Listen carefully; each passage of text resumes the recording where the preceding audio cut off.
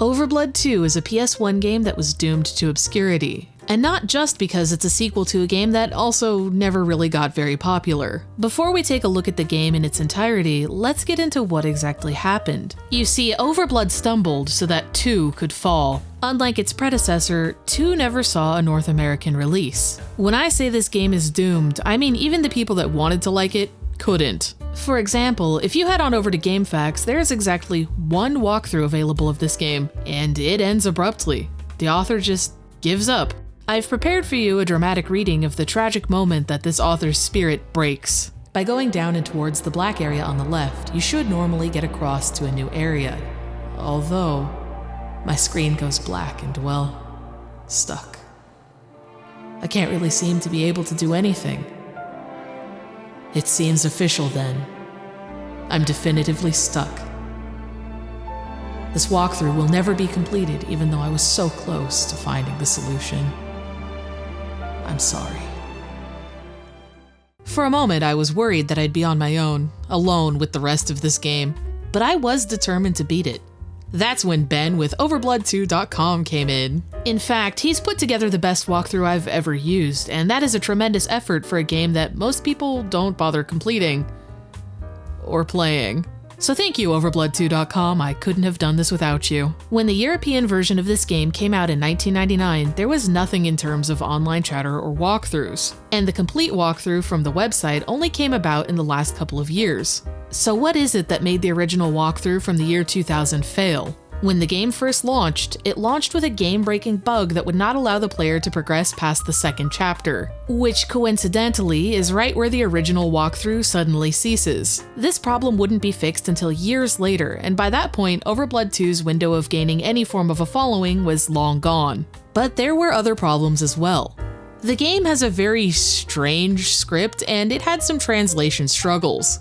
In an interview with Mark Esdale, who worked on the localization of the game, he described the script as being translated to English from Japanese by Italians. This resulted in some interesting mistranslations. A warehouse key, for example, was translated as a whorehouse key, and a grenade launcher was translated as a hand bomb throwing device, which is very good. We should use that more often, actually. Also, in the game's intro, random words flash up as flavor text, and one of them just straight up says, "I feel a guy." That's funny to me. On top of all of this, OverBlood 2 was not received particularly well. It did not get amazing reviews, and there were widespread complaints of it being too slow. And oh my god, is it slow. Like, literally the game's engine is slow by PS1 standards. The cutscenes are also so long, I can only describe them as Kojima adjacent. Maybe that's a little bit dramatic, but some of these scenes do go on for 10-15 minutes at a time and don't really say much. The game couldn't even really make good use of the nostalgia or what little fan base the original OverBlood had, because it changes almost everything. If OverBlood 1 was a sci-fi horror Resident Evil inspired game, OverBlood 2 is a cyberpunk spy thriller Final Fantasy VII inspired game. Now that we know a little bit about the game, let's take a look at it. This one was a lot to get through. OverBlood 2 opens with a woman traveling on a big blimp plane thing. She explains that she has been tasked by an agency to follow a man sitting near her. She hates these assignments. I hate these assignments. You see, she has no idea who this man is nor what he's done, as that information is on a need-to-know basis. She hates it when headquarters plays their little mind games. I hate it when headquarters play their little mind games. Excuse me. How can I help you? I guess that's what little minds do. Another whiskey, please. The target and the flight attendant talk about alcohol for a weird amount of time before the lady explains why I chose to do this video now. Christmas. It's almost Christmas. You see, this is a Christmas game. It's December, it's all coming together. Holidays. All those people. So oblivious. No other cares than worrying about what gift to get Aunt Jane and Uncle Bob. The world design and aesthetic of OverBlood 2 is probably its strongest point, even if it's very derivative of other works. The game is set in the year 2115 amidst a climate crisis. The world suffered a calamity wherein the global temperature suddenly rose and wiped out 20% of the population. In order to survive, all of the world's countries came together to invent giant air cooling towers that provided clean, cool air to entire cities. The story is set in East Edge City, the city least affected by the climate disaster and thus the most populated. Whoa, I'm really here. East Edge City. Let's take a look around. You will immediately notice that this character is not Raz from OverBlood 1. The first thing that may have tipped you off to this is that he is significantly less bald. This character's name is Arcano, but for the next tiny bit I'm going to accidentally call him Arcano because I'm stupid. Please forgive me. First visit to East Edge? Me? Yeah, it is. I'm from Greyland. Ah, Greyland. There's still some beautiful country left there. A sleepy little place where a man can live a simple life. Sleepy? Try dead.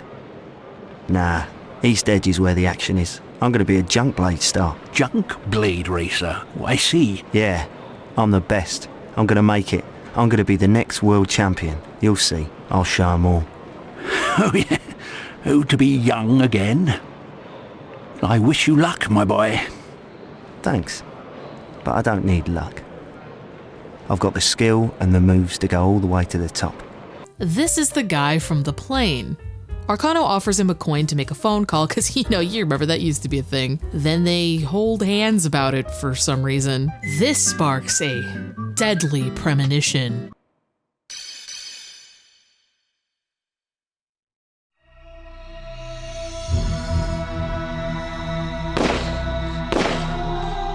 What the?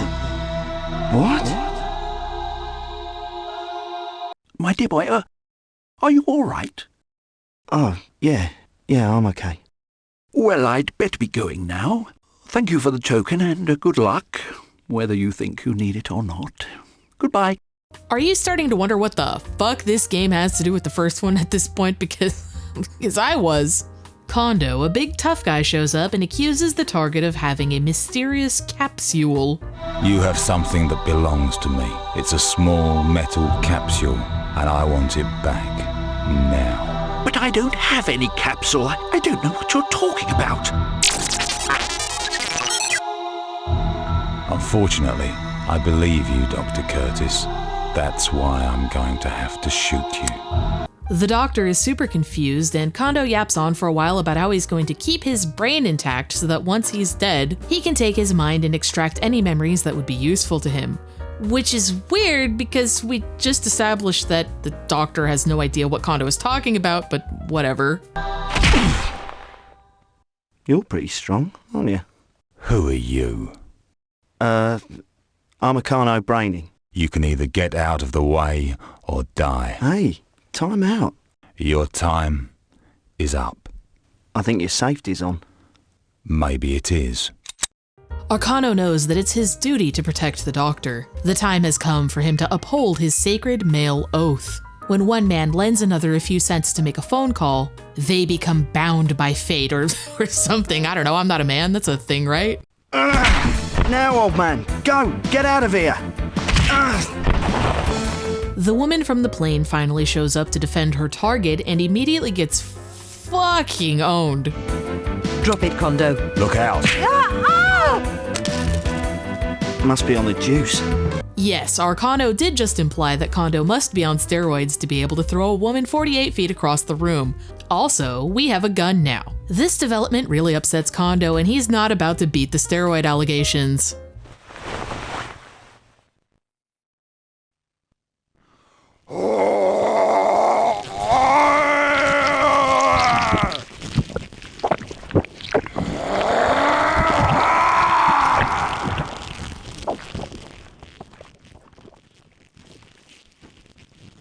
Roiding out and turning into a monster? Wait a minute, this is OverBlood. All right, we got a connection. What's happened? Is it a different dimension? What sort of person is he?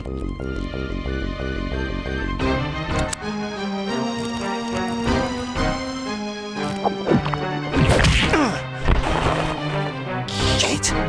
The capsule falls and magically rolls straight into Arcano. Oh! No, take it! And run away! Are you sure? Oh, please, do so! Freeze. That old man gives me such a hard time. Hey, you guys. Be sensible. Give me the capsule back. Arcano can't just give the capsule back despite not having any idea what it is or why Kondo wants it. He's got a bro bond that cannot be broken. So he initiates the game's first bit of combat by smacking his ass. You're crazy! This game's combat is fine, it's not that bad. Aiming and reloading can be a little bit frustrating sometimes, but it is a PS1 game, so whatever. That's not exactly an uncommon issue. What is cool though is the sheer amount of items and weapons that this game has. Arcano fights off waves of enemies. The fight starts to look grim as he begins to tire, and he starts panting very weirdly. Try as he might, Kondo's steroid buff is just too strong and he cannot escape. Now, give me the capsule. Get him. Had a nice run. The capsule. Get back. I've got a gun. I know. It's a nice weapon. What are you going to do with it? Shoot me?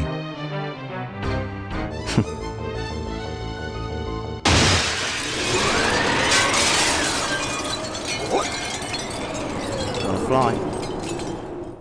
Arcano boldly plummets out of the window and into the waters below to protect the capsule. The mysterious woman whose job we just did gives a grand monologue about how Arcano is now caught in this glorious scheme that will affect the whole world. He had become a main player, along with myself and a few select others, on an uneven playing field, in an arena we weren't prepared to enter. Or were we? Drop the title card.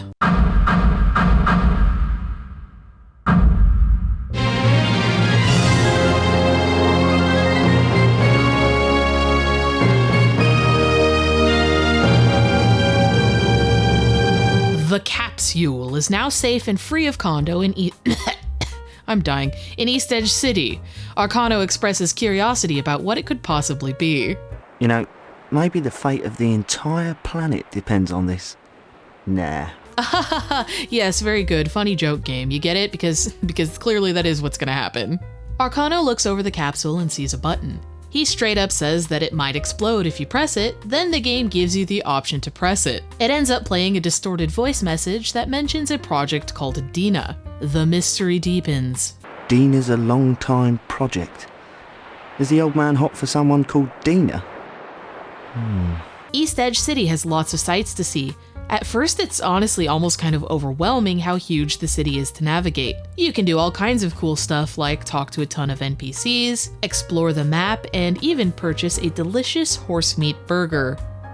Or burgar. Another thing one ought to do when in East Edge City is check out the movie theater.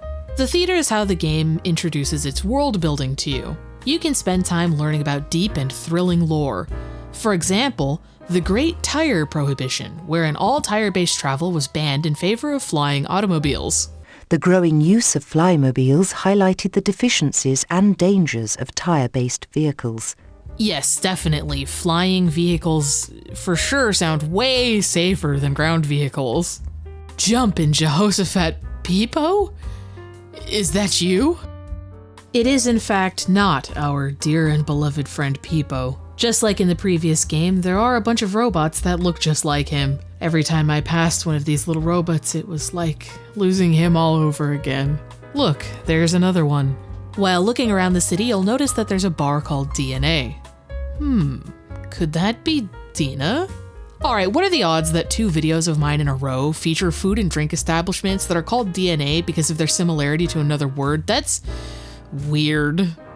Anyway, the bartender inside is quite the interesting fellow. Ever seen one of these? It looks like some kind of recorder. Yeah. But it isn't just any recorder. It's special. The bartender is clearly not willing to discuss the mysterious item. Despite this, Arcano keeps pushing and asking questions. You gotta listen to me. This thing's important. there's something real scary going on here, and I'm right in the middle of it. You gotta help me out. You're pissing me off. I've been through it all today. I've been attacked, held at gunpoint, I dived out of a window of a skyscraper. Nothing scaring me, pal. Whoa, except maybe a shotgun. Chill, man. Stay cool. I'm going now. As Arcano turns to leave, the capsule rolls off of the counter and begins playing another audio message. This one is much less distorted. The message refers to a man named Raz, who has connections to the DNA bar. In the recording, the doctor makes it clear that he's under heavy surveillance and whatever he's talking about is top secret. He then blabbers on about political involvement in some kind of grand conspiracy. That's right, this gentleman barkeep is in fact Raz from OverBlood 1. He is now inexplicably Scottish. Raz tries to convince Arcano to help him unravel the capsule's mysteries. Arcano refuses, as the reason he came to the city was to junk blade race. He also feels that a top secret mission is a little above him. Look, you were smart enough to track me down. I need help, and you look like a guy who can't pay his junk blader's tryout fee. Tryout fee? Yeah. And they just raised the figure this year. Right now the fee's all the way up to $50,000. $50,000? Raz offers to pay the 50 grand for Arcano, and he immediately folds like a little bitch. Raz gives Arcano his first mission, which is to break in and steal a map from a man named Navarro from a floating structure called Billboard Island.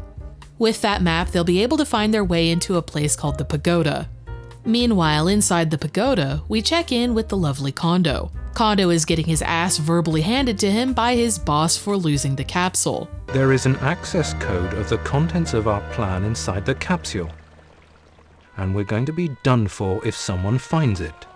Then they discuss for a while if Arcano is actually a threat or if he's just some kid, and whether or not they'll be able to get the capsule back from him.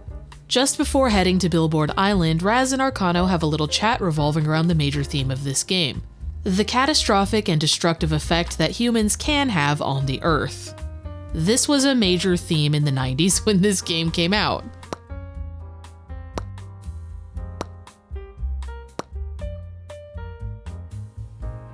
But maybe it's fair. Earth kills us before we kill it. You're a regular ray of sunshine. What kind of talk is that? We've destroyed our planet. Against all warnings, it may be too late to repair it. Hey man, time out. I'm not giving up. I don't think it's hopeless. We'll find a way to fix things. We've got to. Hey, these key zone cooling systems are working, and everyone is doing all they can to stop polluting. So let's not be so pessimistic. Breaking into Billboard Island is no easy task. We'll have to get creative, as there are many perilous obstacles to get past, including sharks.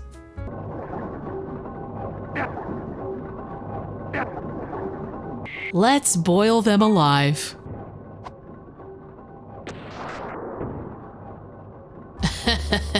Shouldn't have bit me. As is video game tradition, at the end of the level there's a boss. Arcano defeats it, and you think, oh boy, now we can get the map, but no, sadly he gets murdered by a Pipo bot. That was dangerous. Huh?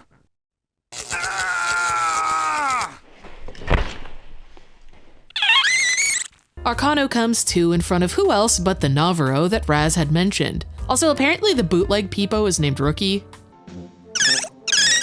Rookie. Beep boop, oh I'm so cute, shut up Rookie, no one loves you. You'll never replace Pipo. Anyway, Navarro wants to know why some blonde kid is breaking into his facility, and disgusting, unlovable Rookie is an agent of evil. Well, my robot here will use his laser ray to zap tiny holes in tender places on your body. Arcano fesses up and tells Navarro that he's here to steal a map of the Pagoda for someone named Raz, a name that he seems to be familiar with. Raz Cassie. Navarro says Raz's last name really strangely. In the first game it's pronounced and spelled Carsey. I'm guessing this is a translation thing, or maybe the first game was a translation thing. But the important thing is that if you use your imagination, it almost kind of sounds like he's saying gassy, and that's very funny. We finally learn a little bit about the secret agent from the airport. Her name is Chris. Chris works for a powerful organization called the ITP. She pulls up on her boy Raz and tries to arrest him, but he says some cryptic stuff about how we're all gonna die due to climate change, so there's really no point in taking him in. I may already be dead. We all might. You're too depressing to shoot. The ITP launches a big, crazy helicopter attack on Billboard Island, presumably to stop Acarno due to Kondo's failure. Okay, here's where the plot starts getting a little long and convoluted. So I'm gonna make this as short and simple as possible because this tiny bit of information is explained in an over 10-minute scene in a very messy way. There's 3 guys, right? Velter Curtis, the guy that Chris was assigned to follow on the plane, Navarro, the guy that Acarno is going to get the map of the pagoda from, and of course Raz, the clone from the first game. We also have 3 major power groups at play. The ITP, who employed Chris to track these people down, Hayano Industries, the mega corporation that Kondo is working for, and of course the government. These 3 fellas are a massive threat to these groups. All 3 of them have had their memories partially erased, but they still have incriminating evidence against them. They can prove that the government and ITP are working with an international crime organization to take over the whole world, which of course doesn't look very good, and they don't want that information out there. This is why the ITP wants both the capsule and Navarro out of their hair, hence the attack on Billboard Island. Back on the island, Navarro has untied Acarno and they have become friends. They've mutually agreed that they need each other's help. When the helicopters arrive and begin their assault on the island, Acarno doesn't really have any idea what's going on. I'd like to use this next clip to really demonstrate just how bizarre the cutscenes in this game can be at times. The pacing is very strange and the scene just doesn't really go how you'd expect, especially with the added context of them having just become allies.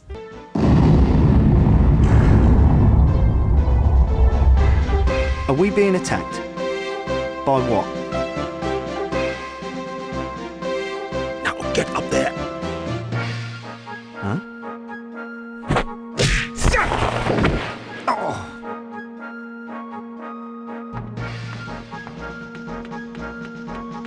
Do you see what I mean? What the hell was that? Anyway, it's revealed that the top of Billboard Island is actually a sweet airship. They use it to fight back the ITP and escape. Here you have to play a little turret minigame where you shoot the helicopters, and the controls are inverted and supremely fucky, so that's fun. Raz, I'm back, and I've got a surprise for you. Raz Cassie, why melt my molecules? I didn't even know you were alive. It's good to see you, my friend. After the escape, Navarro, Raz, Acarno, and Chris are finally together at DNA Bar. Navarro is kind of suspicious of Chris because she's an ITP agent. She explains to him that she's been suspecting corruption in the organization for a long time now, and she'd like to see it corrected. We then get this statement. I'm with you all the way. That's the truth, Navarro. The truth, huh? Well, the truth packaged in just the right length skirt. You never change, Raz Cassie. To understand why this statement is weird, we're going to need to get a little bit of lore straight. You see, the Raz situation is a little convoluted as there are a lot of Razes. We have the original scientist, Raz Carsey, aka Raz Alpha. Then we have Clone Raz, aka the protagonist from the previous game. We also have all of the failed Raz Alpha clones, which I will henceforth refer to as Razlets. A long time ago, Raz Alpha, Navarro, and Curtis all worked on top-secret government experiments. They were split up and sent to different labs.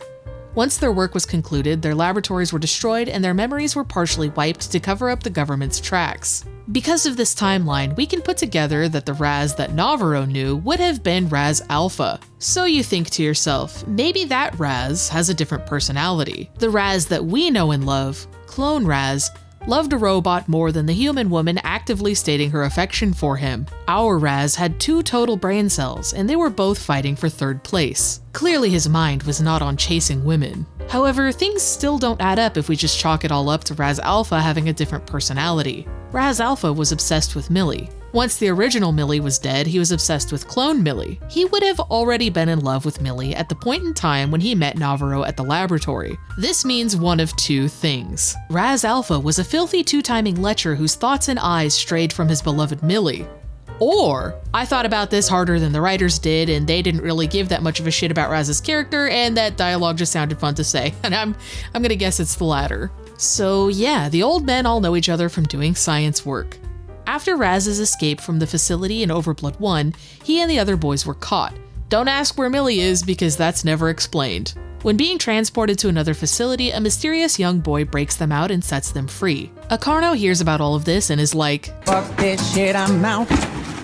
You heard me correctly, our boy bitches out and takes off into the city where he has a mysterious vision, a flashback to his tragic past when his little sister was abducted. Not again. Nina, leave him alone! Shut up, kid! Get off of me or I'll kill you! Acarno, help me! Mom, Dad, they're kidnapping Nina! I'm warning you, kid. I said shut up or you're gonna die! Acarno, help! Then her ghost appears in front of him and tells him that she's inside the pagoda, which is convenient because that causes him to go back to the team. I know you did everything you could to help, and now you must help your friends. Help them find the answers. They need you. And so do I. Remember that all of nature's creatures are ultimately dependent upon each other. I know that if you are with them, your friends will finally find the parallax key. Now we're looking for something called the parallax key. The team welcomes him back and Raz spends like 15 minutes over explaining how this mission is going to work with a nifty little hologram. For this part of the game, you'll get to play as multiple characters. You have to assign Navarro, Chris, and Acarno each to a job. With the way that I assigned them in my game, Chris has to jump around a bunch of lasers and shit as well as kill a big robot guardian. The robot is really annoying because he flies. Navarro gets a fire-themed level. You're in this little hallway where a giant fireball is constantly shooting by, so the idea would be to run to the side as it approaches to not get burnt to a crisp. Which would be great if my game didn't crash every single time a fireball got within a 12-foot radius of me for some reason. He has a level guardian as well. Acarno gets an underwater sewer labyrinth with limited breath and lots of one-shot mechanics. It's very fun. Very, very fun. Everyone loves levels like this, always. It's always a good idea to have an underwater sewer labyrinth in your game. The kids love it. The last boss of this segment is a giant crab. I had an incident with this crab. Remember how we boiled the sharks earlier? Well, I tried to freeze the crab in the water, as this is supposed to make the fight much easier and quicker. Well, I accidentally managed to freeze him while he was still half out of the water, and that made me have to reload because he wouldn't die and I couldn't hit him. Stupid crab.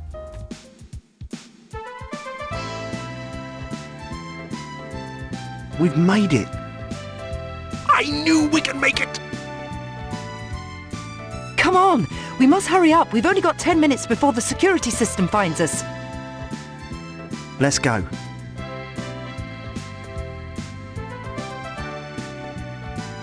We've finally made it to the supercomputer Zeus inside the depths of the pagoda. Zeus has a completely different voice. Level C, numeric signature, valid. All authorized information will be accessed and displayed for top priority project. Codename, Meridian. Yes! Zeus tells the squad that Earth's air cooling systems will fail in 3,650 days. That's 10 years. What? What? Trumpet of doom! The world's oxygen supply runs out in 10 years! The probability of human survival after all key location air cooling systems fail is 0.0001%. So you're saying there's a chance. The grand conspiracy that the government is hiding is that they're building a glorious immigration ship. Immigration ship! This immigration ship is going to transport a select 20,000 people off of Earth using the remaining cooling system's power. Basically, all of the rich people get to leave while us filthy poors boldly face the 0.0001% chance of survival. Acarno, what's wrong? What are you doing? Come on, we've got to get out of here! Acarno! It wasn't a dream. It's here in the pagoda, just like she said, just like I saw in the street. A vision. Nina, are you really there? Acarno, come back! Acarno! Come back! Nina! Nina! Nina! Answer me! Nina! Nina! Intruder, intruder, intruder. Activating all warning systems. Intruder. He's gone crazy! All of the screeching and banging gets the team noticed. I'm not sure why Acarno couldn't just calmly knock on the door, but whatever. Mr. Hayano gets pissed and sends Kondo to take care of them. Akano! Akano, what are you doing? Let me go. Akano, you'll get us all killed. We've got to get out of here. Well, go. I can't leave. I've got to get in here. I've got to. Snap out of it, Akano. I don't know, but you'd better get your shit together before we all get killed. Now, we've got to get out of here. Akano! Akano! Nina. Who the hell is Nina? I'm sorry, could we hear that one more time? Who the hell is Nina? Can I get a "Who the hell is Nina" in the comments?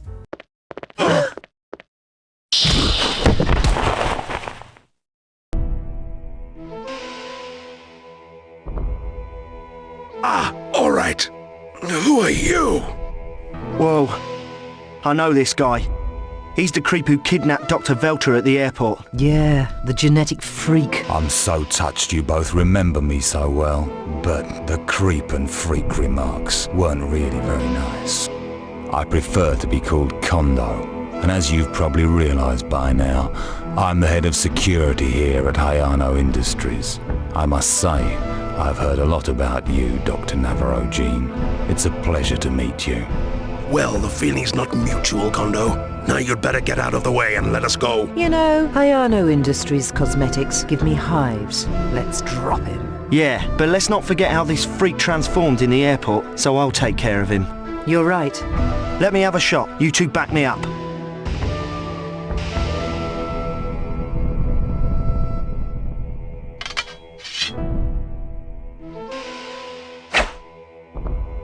I chose to beat the shit out of Kondo with a lightsaber. It was very cool. Nina shows up and starts yapping about how everything is too dangerous and that she shouldn't have told Akano to come here because she'll be upset if he gets hurt. Apparently Kondo can perceive her, which is really funny to me for some reason. Where's my sister? Akano, Nina, be quiet. Kondo explains that Nina is dead. Apparently she was born with special powers and she was abducted to be experimented on to try to isolate and recreate those powers. However, the project failed and she died. Akano keeps insisting that she's alive because he saw her. Kondo, the voice of reason, is like, are you fucking stupid? We're looking at a ghost child. If she was alive, she wouldn't be a child anymore. The truth hurts so much that it causes Akano to go Super Saiyan. No! What's this? Ah, so you're that one.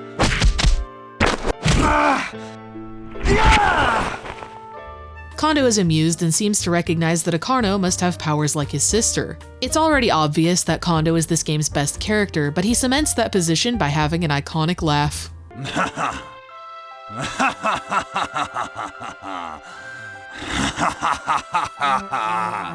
Suddenly, over the speakers, Hayano is like, no, just let these guys go. I don't want anything bad to happen to them. So they leave. Apparently, Akano's power is so strong that Hayano didn't want everyone to get nuked if he was pushed. He has a significantly less iconic laugh. Now they know about Meridian, so they'll be back. And I'll be ready. The gang gathers around and talks about Project Meridian. Apparently, the world has this international protection called Star Watch. Star Watch will take any ship of that scale launching as a threat and will attack it. Raz remembers that at the lab, he was required to do doomsday drills that entailed knowing where all of the other countries' nuclear bases are. From this, they conclude that before Meridian launches, the government will attack the rest of the world to keep the ship from being shot down.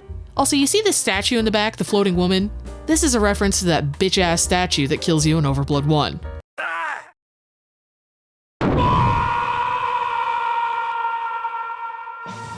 The solution they come up with is to destroy Meridian themselves before the nuclear attack begins. The problem is they don't know where to find it. Asking around, we meet this dude named Figaro and he's chilling at a bar. Figaro as a character isn't worth mentioning, but the soundtrack of the bar that he's in most certainly is.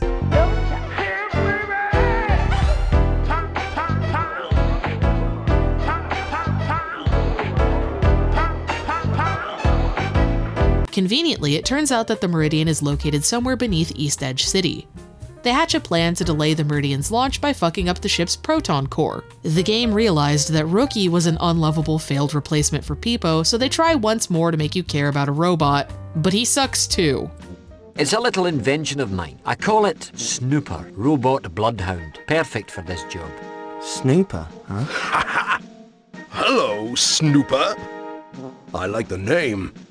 But does that thing really work? All I have to do is program him to find antiprotons, and you're in business.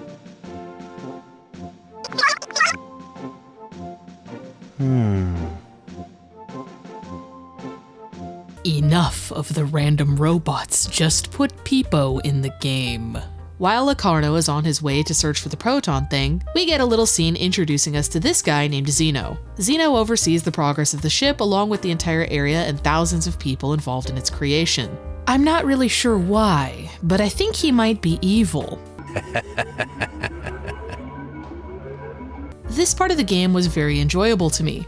When OverBlood 2 lets you adventure, explore, and platform around, it's actually really fun. There's a lot about this game that's really fun to experience. It's a shame that it can be so frustrating at times. It makes it very difficult to recommend. With Snooper's help, we eventually locate the proton core and set a plasma bomb upon-st it.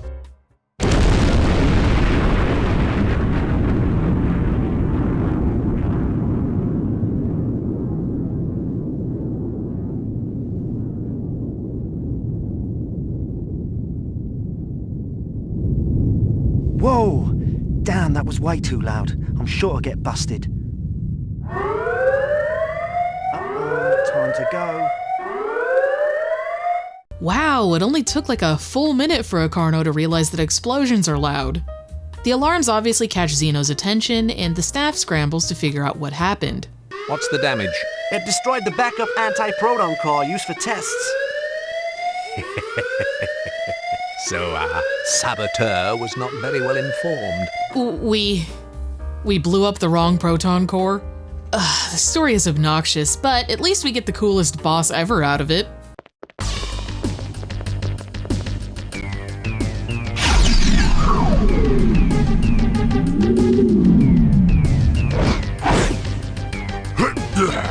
Congratulations on getting in here. Unfortunately, you won't be getting out alive.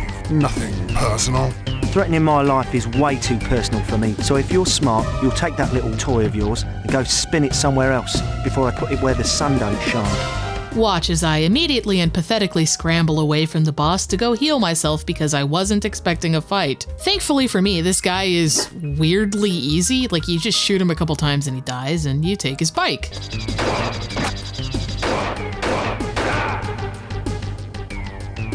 But taking the bike is a disorienting ordeal for me because I don't know who's talking. This isn't Locarno's voice actor, right? Who the hell is this? Well, what shall we do now? Ah, that's it. Like, am I hallucinating? That was a different voice actor, right? My best guess is they forgot to record that line and grabbed some random guy in the office to fill in. Another junk blader shows up out of nowhere and helps Locarno escape. Kim Osaka's the name. You can thank me later over a cold one. But right now, I'm gonna fly. See you later. Yes, Erica, what is it? Sir?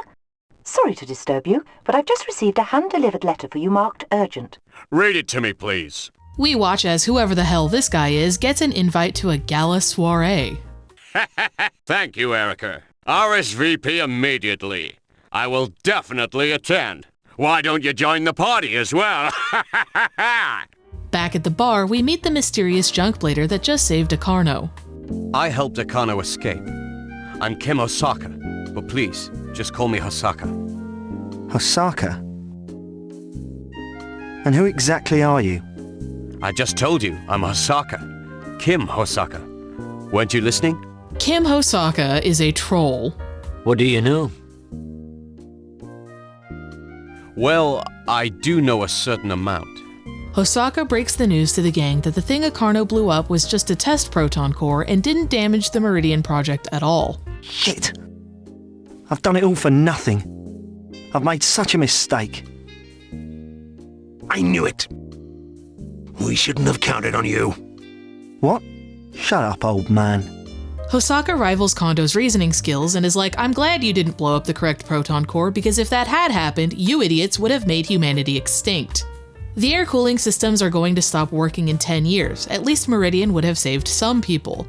He proposes that instead of their stupid plan, they work on coming up with a way to stop the coolers from dying. Have you ever heard of such a thing called hull drive?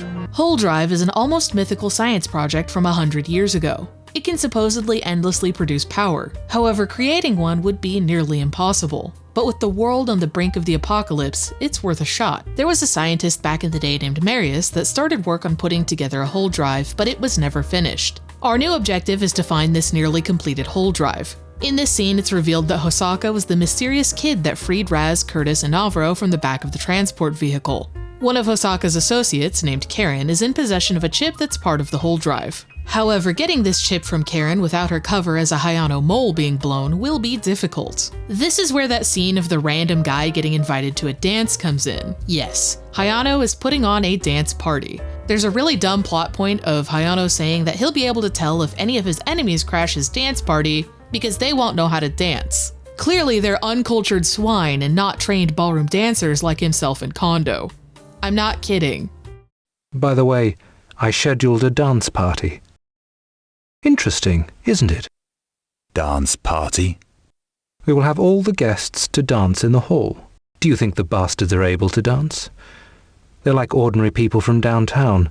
They're not ballroom dancers like us. So they'll definitely be identified straight away. Hosaka comes up with a brilliant foolproof plan on how Akarno can get the chip from Karen without being noticed. You've got to dance with Karen. Huh? Dance? Yes. Your eyes meet. She has a rose in her hand. You embrace. Your passion ignites. You dance all night, and then she lifts the rose in the air and throws it to you. You catch it. The chip is in the rose. Huh? What are you talking about? This is the decision. I'd love to be there to see his passion ignite. Oh yeah? Well, at least my passion is capable of igniting. Oh my god, that was devastating. Well, time to get ready for the party. There's a random NPC you can talk to that walks around the streets of the city named Silver Otaki. He's kinda cool. Each in-game day you can talk to him and he'll give you an OverBlood 2 trivia question. He gives you cool stuff if you get the questions right. He also has a secret little twist at the end of his plotline, which we'll get to later. The wolf jacket that Silver Otaki just handed over to me for answering that question right, just has a furry mascot on the back of it. What kind of sicko has furry mascot merch? Keep an eye out, I plan on having some stuff available soon. Akarno has to head over to a vendor to purchase an outfit for the dance. In this shop, there's a fun little detail. If you shoot out any of the shop's windows, the shop owner is very chill about it, but makes you pay for the damages. There's also random events that can happen around town, which is cool. It gives the city a little flavor. For example, this guy here having a run-in with the police if you happen to be in the area at the time it happens. If you don't surrender right now, we will be forced to use our weapons against you. You don't mind being shot, do you? Go ahead. If you've got the courage, you'll never be able to shoot me. And with that, it's finally time to attend the dance. Akarno starts out the night by asking a very solid question. I'm sorry to ask you, but if you're coming with us, then why don't you dance with your friend Karen? Sorry, mate. But I've always been a very bad dancer. Hayano wows the crowd with a little speech. As you know, tonight we are celebrating the completion of a decades-long project for Hayano Industries and the Hayano family, of which I consider you all members. I cannot reveal the name of the project yet, but it represents the boldest step mankind has made since slithering out of the primordial ooze to evolve into the magnificent beings we are today. Bro really wrote slithering out of the primordial ooze into his speech. I like him. Hey, there's Karen. Okay now, get over there. Wow, she's hot. In more ways than one, pal. After you say your line, wait for the correct response. We have to be sure she has the chip on her. Gotcha. Miss, you look absolutely entrancing in that elegant gown. Why, thank you for your kindness. I've heard it said that kindness is the golden chain by which society is bound together. But tonight, kindness would be you agreeing to have this next dance with me. It would be my pleasure. Well, here's the rhythm game part of this adventure. Thankfully, there are difficulty options. I heard someone say the next song was going to be a waltz. Would you like to waltz with me? Well, Honestly, thank God for this difficulty option. I am so bad at rhythm games, and this one's a little bit crusty.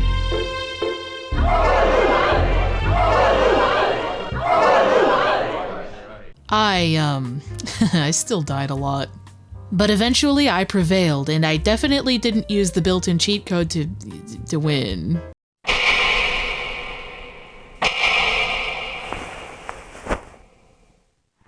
I've done it. Ekano, you were wonderful! But as with many of the plot points in this game, it doesn't matter that we successfully completed the task at hand because it fails anyway. Akarno and Hosaka are identified and chased. Of course, as usual, toward the end of the stage, there's a boss. Gentlemen, I heard you had to run. I enjoyed your dancing so much inside that I thought maybe you could show me some steps out here. I'll provide the music with this. Who's this son of Shakespeare? He looks like an enemy. All right then, let's do it. I'm not gonna lie to you guys, I actually think that boss intro went kinda hard. Honestly, all of this boss's dialogue is really good. I can't believe I got capped by a guy who can waltz.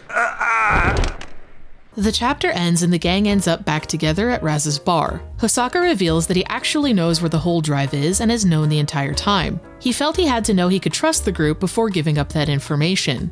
Akarno helping him get the chip was the confirmation that he needed. Behold the glorious hold drive that can save the entire planet. Wow. Is that the Hull Drive.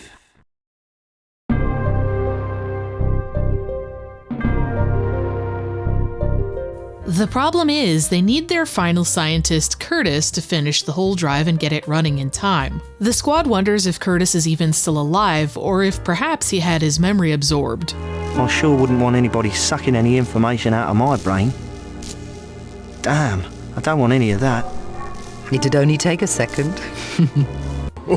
Curtis is being kept by the government in a place called Jamalgalda Prison. Jamalgalda Prison. Jamalgalda Prison. Jamalgalda. Jamalama Prison?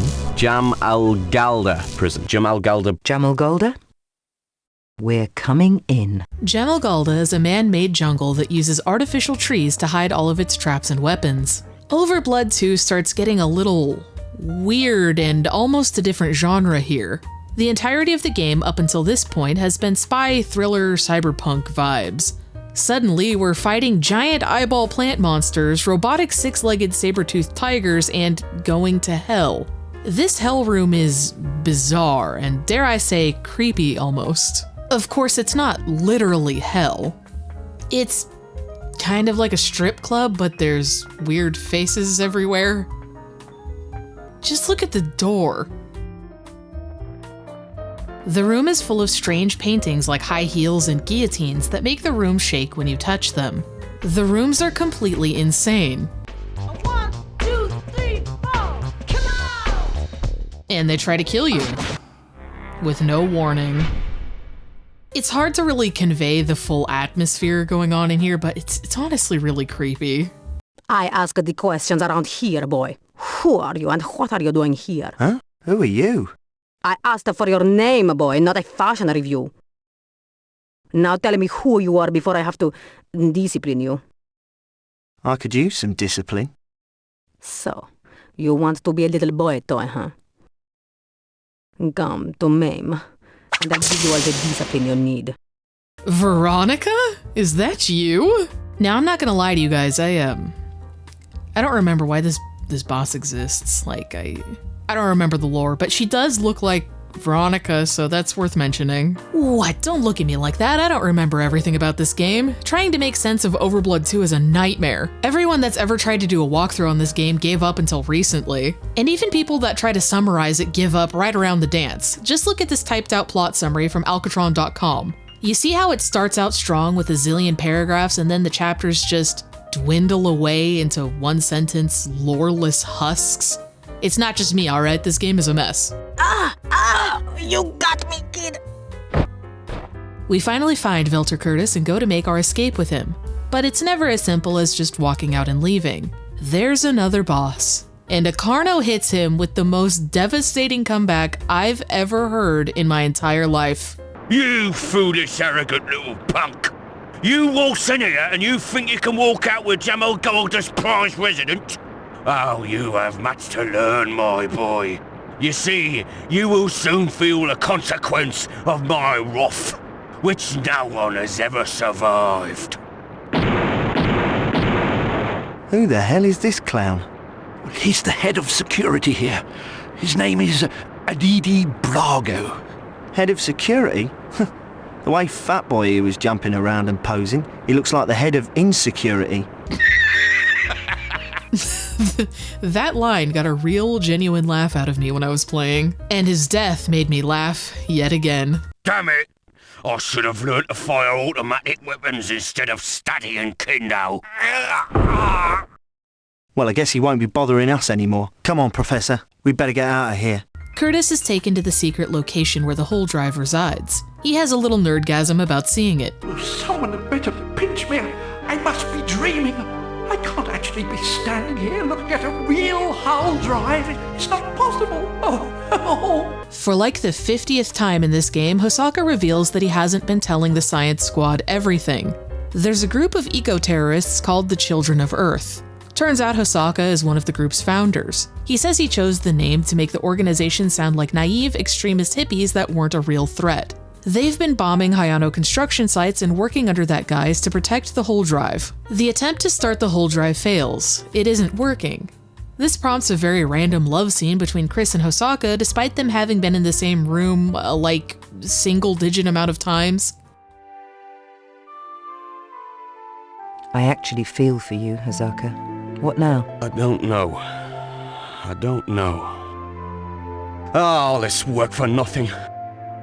I spent 10 years on the Hull Drive. All this planning wasted. You can't give up hope. You've worked too hard. Hey, you've even got me believing in you. That's a miracle right there. Maybe there's more to come. Maybe. We'll find a way. I know it. You're full of surprises. I like it when you act like a person instead of a hardball cop. Nobody's perfect. Besides, surprise is part of being a good cop. You got me, Agent. You got me. Meanwhile, Zeno gets the news that Project Meridian is completed and ready to launch. Zeno, being a little edgelord, decides that he will launch the Meridian in 3 days on Christmas, so that he can give death and destruction as a gift to the world. Excellent. I've been waiting for this day. It's been many years, but now the world will finally know the true genius of Zeno. They will bow at my feet and build monuments to my brilliance. As well they should.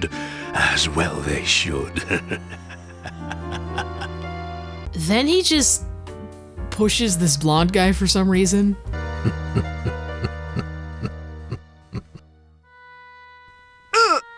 Out in East Edge City, the cops recognize Acarno and chase him down.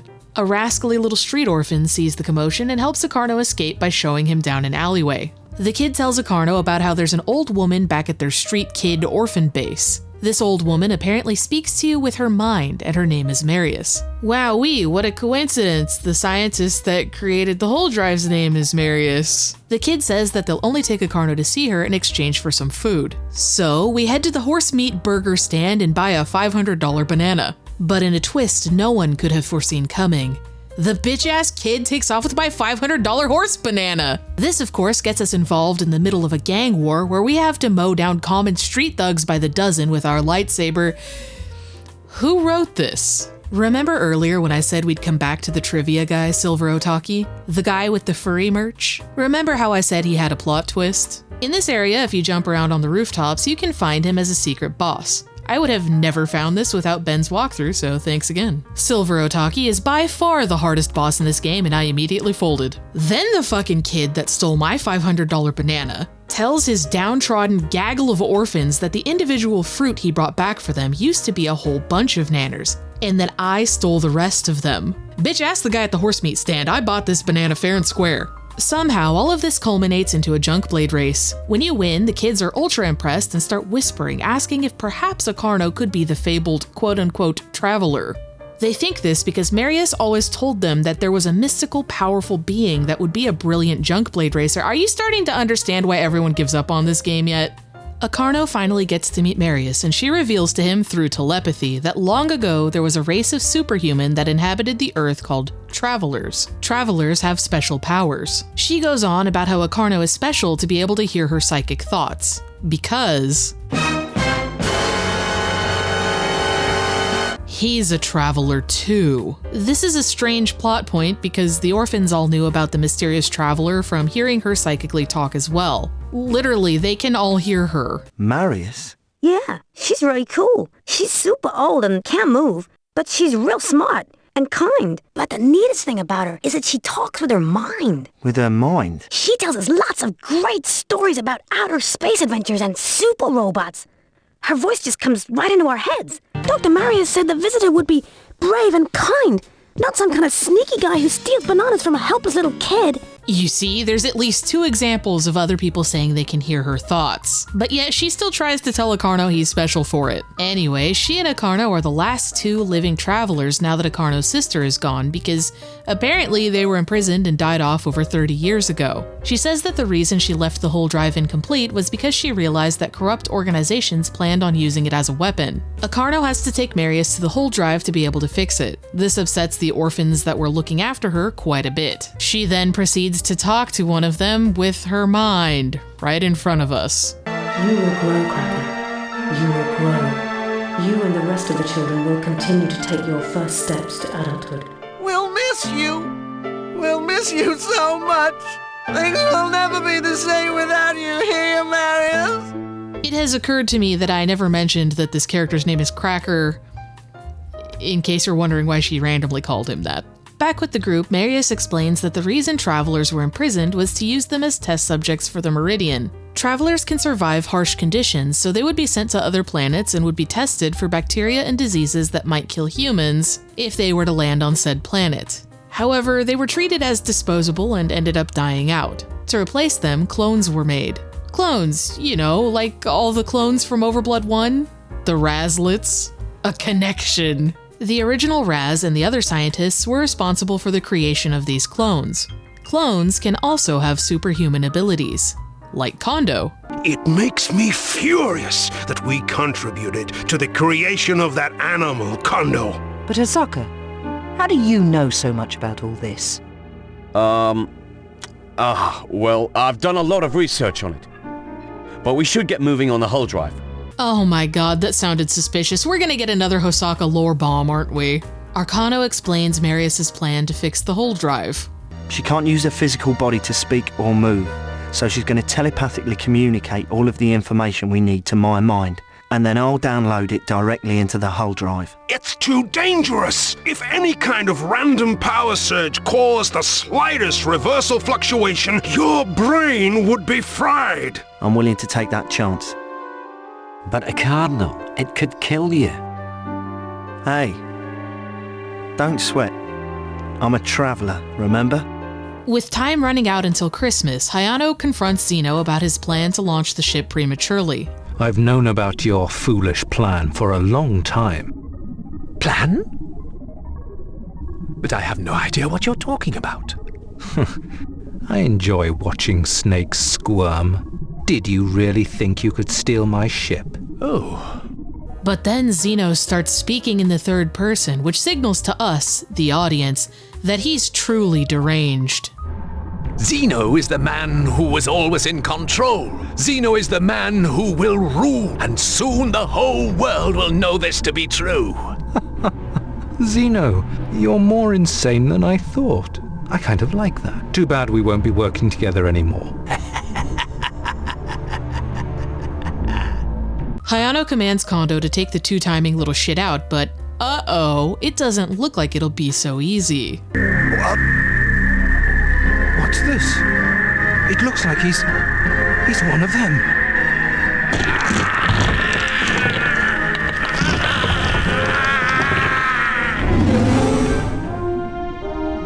Gasp!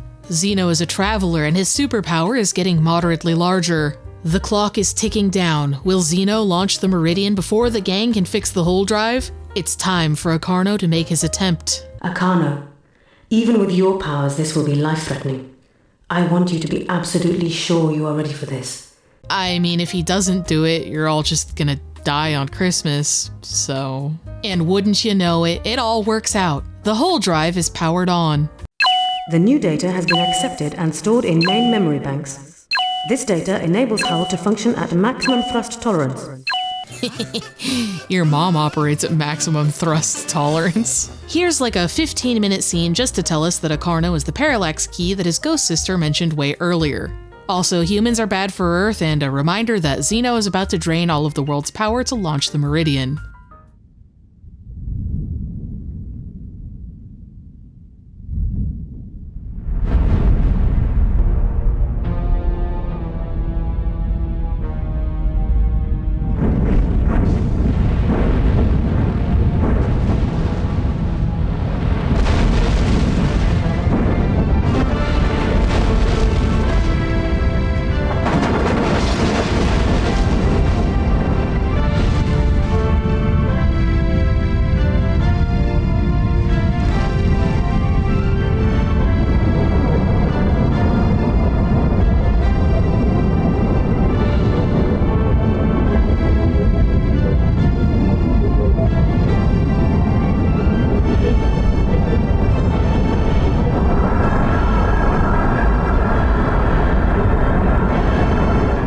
Too late.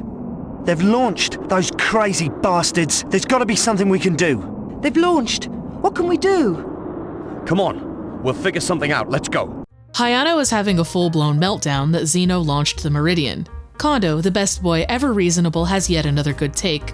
I mean, if you were his ally anyway, like, from his perspective. Maybe we should let him eliminate some of our enemies before we stop him. The crew said he was going to destroy key missile bases. This kind of destruction was part of our original plan. We can capture him later. Capture him later? He's destroying my dream! We have to get this ship back to finish our real mission. Starwatch is aware of the Meridian's launch, and without a preemptive strike, they'll be left unchecked to attack the ship. Even still, ever-faithful Kondo is loyal to his beautiful man-boss and heads straight into the fire to protect his dream. Kondo, you have to stop him! Yes, sir.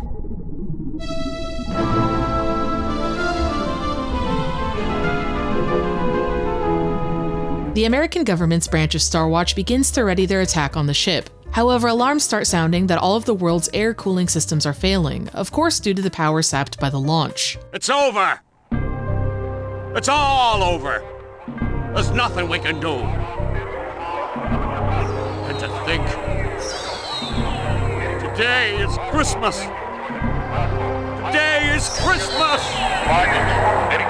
This doesn't really do anything for the plot, but inside the ship there's a room that's a fun little Easter egg nod to the first game. It's the cryostasis room that Raz woke up in. We even get Raz's iconic catchphrase, "I don't understand it at all." We don't get Pipo or Millie in this game, but at least we have this. This part of the story just keeps getting more and more convoluted, and the scenes just keep getting longer and longer. There's a lot of back and forth tension on if Starwatch will be able to take the Meridian down or not, but the whole conflict ends up being pointless because there's a backup defense system that would have prevented any real damage to the ship this whole time. This makes the entire Starwatch plot kind of unnecessary. But Zeno does decide to disable the backup defense system over the part of the ship that Hayano is in.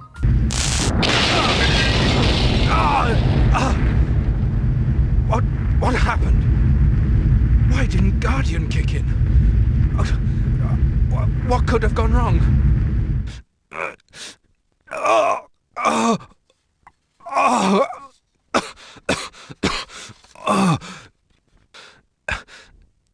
Is this it? Is this the end?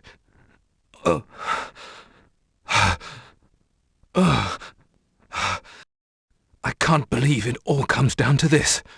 Alone on a battered ship. All my work, all my dreams, gone. Dreams that will never come true. My hope for the perfect world is all lost. A world in which I rule as the benevolent leader of the masses. A world of tall trees and green grass, like the world of the past. A world where the birds would sing again, and the sun would shine on a land rich with forests, plants and flowers, and children would play in the sun and swim in the seas without fear of danger from the elements. A world of beauty, a world I will never see. Oh, I'm very tired, very tired. I think I'll get a little rest now and dream of my beautiful world.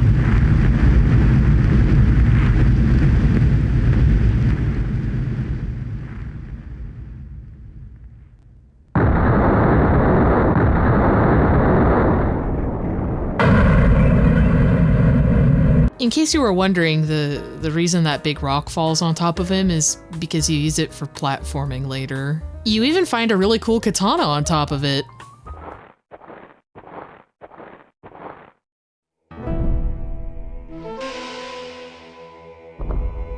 We meet again, Arcano.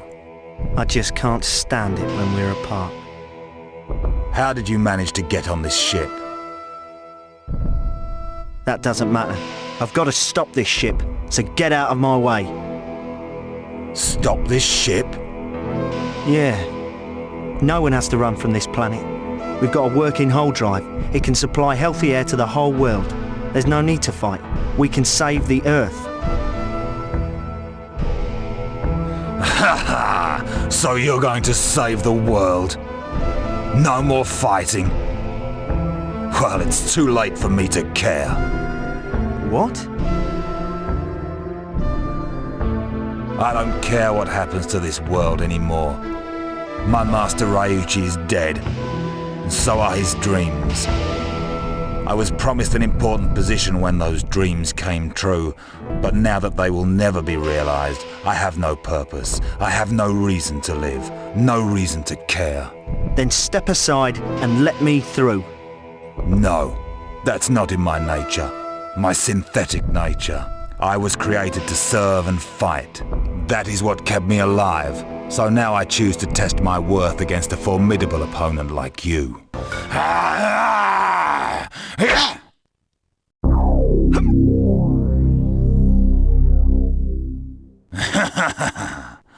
That's much better now. Come on, show me again. Show me your real power again.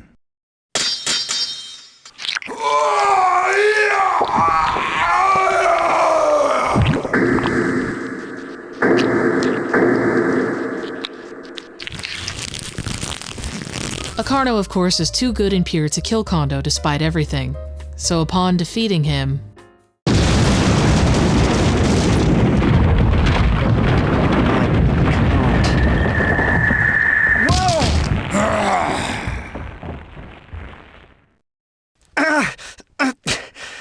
Kondo!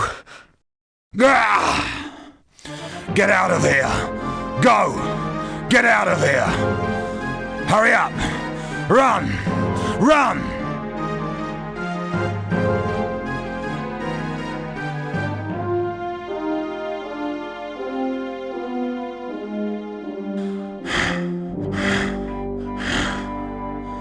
Thank you, Arcano.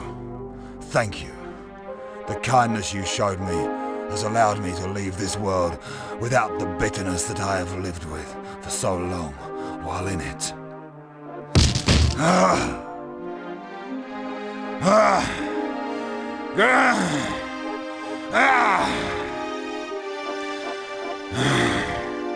Master, you were wrong.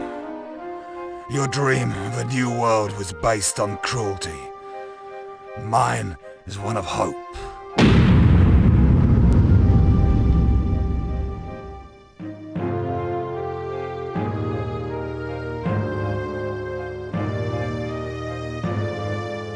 Alright, 3 things. Number 1, I'm sad, I really liked Kondo. Number 2, that pillar falls specifically for platforming as well. You can even see the shiny item you can jump up to get in the cutscene. Number 3, did you notice how this voice actor says Arcano instead of Acarno? Because for the first half of this video, I was doing that too. Zeno monologues for a while for some reason and explains that he was the one responsible for Nina's death.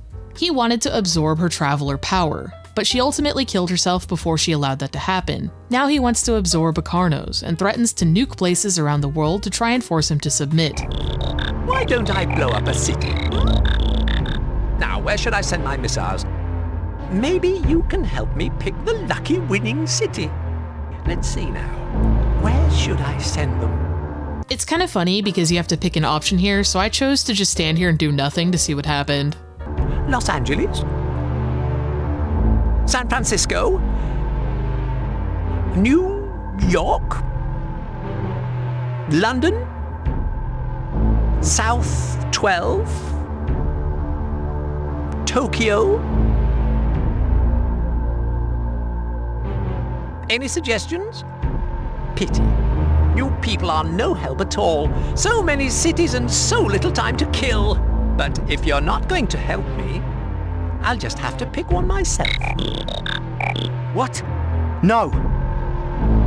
Target Los Angeles. Wait, no, please. I'm from Southern California. Don't do it. No, I'll pick. Oh my god, he targeted my state because I refused to choose. Are you guys ready for the craziest piece of lore this game has to offer?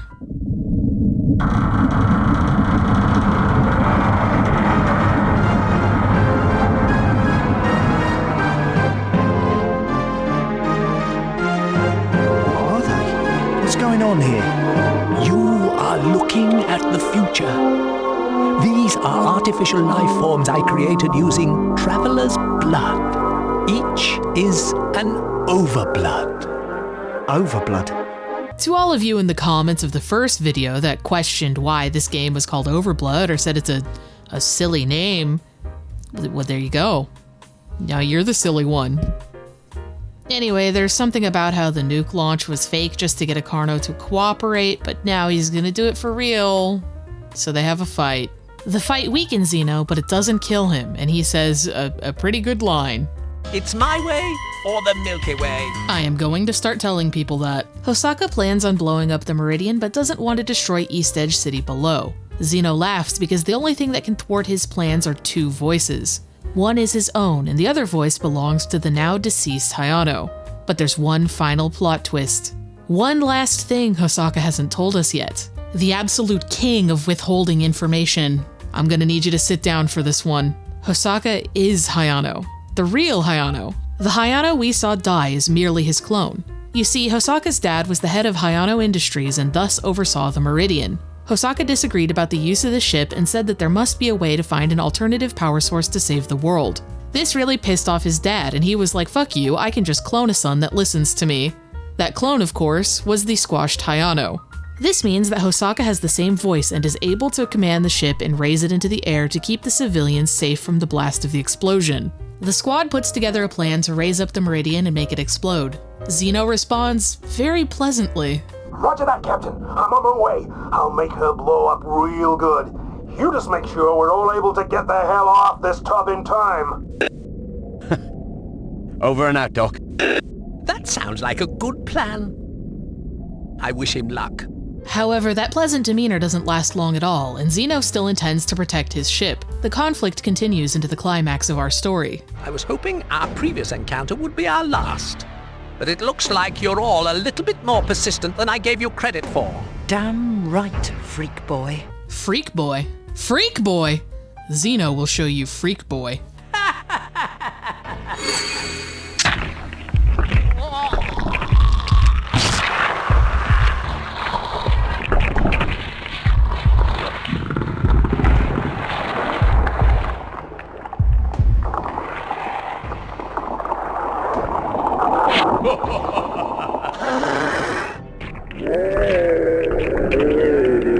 What the hell? Here we are at the final boss fight. Acarno and Zeno bully each other with their traveler powers. As you would expect, Acarno comes out victorious thanks to the fact that I can just try again when I die. Are you You defeated me. Zeno has a huge monologue about how Acarno is stupid because his vision for the future will go nowhere. The second things get comfortable again, humanity will begin polluting and fighting. There will always be wars and destruction. And he believes that ultimately, we will destroy ourselves even if the whole drive works. Despite this, he says he'll give Acarno one final gift, the chance to be able to speak to his sister one more time. And it wouldn't be OverBlood without one final, hilarious, overly dramatic death noise. Give my regards to your sister. Acarno tells the group to leave the Meridian without him as he has one final task. They begrudgingly leave to go and check the hold drive. The final conversation with Acarno's ghost sister is about what you'd expect. It's not his fault that she's gone, she'll be alright, she believes in him, she wants him to go on and live a fulfilling life, blah blah blah. Bye-bye, big brother. Bye. Nina.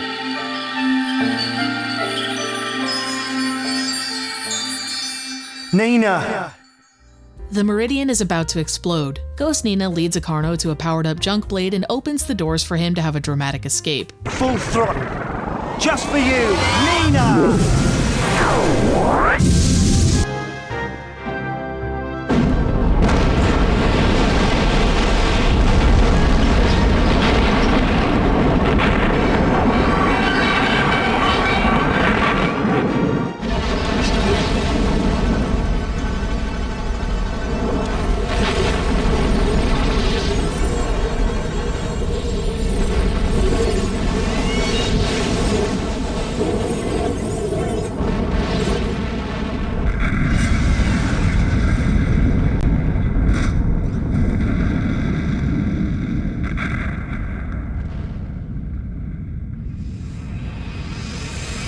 The Meridian explodes and glitter bombs everyone. The sight is as glorious as it is beautiful. With the whole drive working at maximum capacity for the first time ever, it begins to snow in East Edge City. How fitting for Christmas. Maybe it's the sign. The sign? The sign Marius told us about. The sign of the new beginning. Oh yeah, I hope so. Hey, it's really snowing. Check it out, Cracker.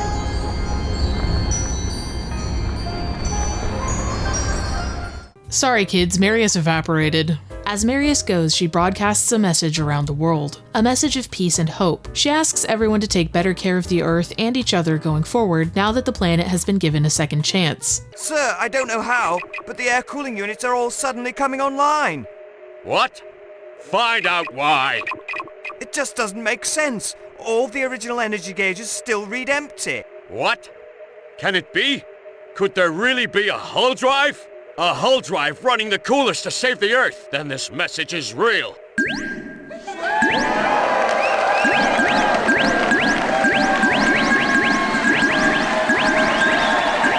message was from Marius Hull. Her drive is real, and she gave it to the world as a gift of hope. All right! Yeah, they're all up!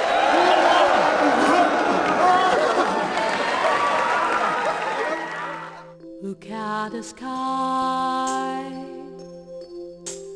white snows. And there you have it. For the most part, that's OverBlood 2. But we do have an after-credits scene and one more secret surprise.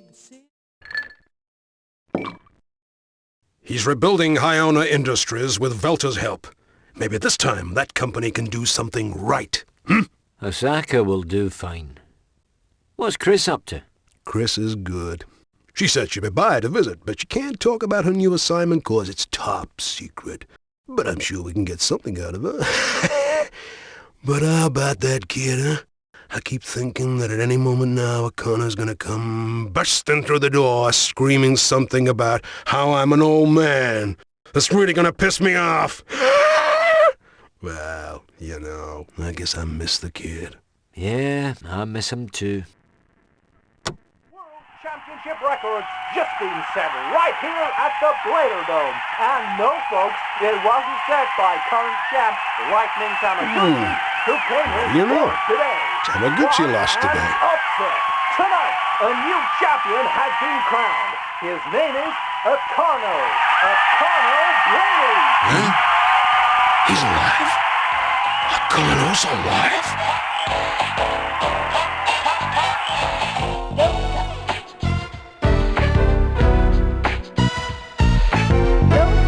Now, if you get a high enough point score, you can unlock a secret 8th mission in the game.